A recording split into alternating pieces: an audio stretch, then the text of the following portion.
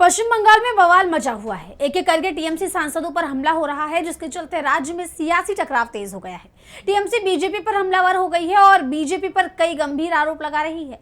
इस बीच एक और टीएमसी सांसद पर हमला होने की खबर सामने आई है। तो क्या है पूरी खबर, जानेंगे इस रिपोर्ट में। पश्चिम बंगाल में बीजेपी की सत्ता में आते ही हिंसा फैल गई। अभी तक टीएमसी के कार्यकर्ताओं पर हमले हो रहे थे, लेकिन अब मौजूदा पार्टी सांसद भी निशाने पर आ गए।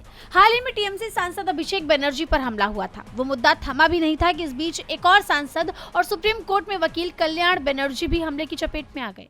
ठीक ऐसे ही कल्याण बनर्जी पर हुए हमले का जख्म अभी तक नहीं भरा था कि इस बीच एक और टीएमसी सांसद पर हमला हो गया। जानकारी के अनुसार दक्षिण 24 परगना जिले के मथुरापुर में 31 मई को भीड़ ने अचानक टीएमसी सांसद बापी हलदार के दफ्तर पर धावा बोल दिया।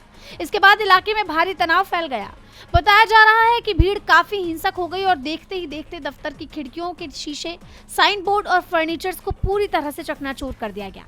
प्रदर्शन कर रहे लोगों का आरोप है कि राहत सामग्री जरूरतमंदों तक नहीं पहुंचाई गई, जबकि सांसद कार्यालय में बड़ी मात्रा में सामग्री रखी गई थी।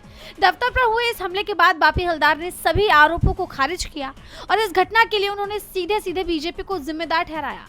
टीएमसी सांसद ने कहा, पार्टी कार्यालय में कुछ भी अवैध रूप से जमा नहीं किया गया था। जो भी राहत सामग्री वहां रखी थी उसे हमने खुद अपने पैसों से खरीदा था, ताकि बाढ़ की स्थिति में स्थानीय लोगों की मदद की जा सके। वहीं मामला बिगड़ता देख पुलिस ने बीच बचाव किया और भीड़ को तितर-बितर कर दिया।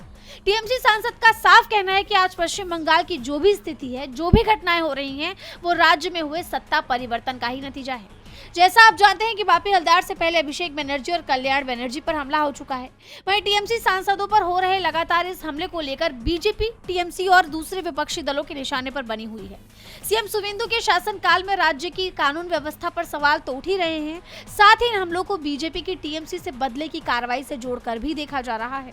डीबी लाइव की रिपोर्ट।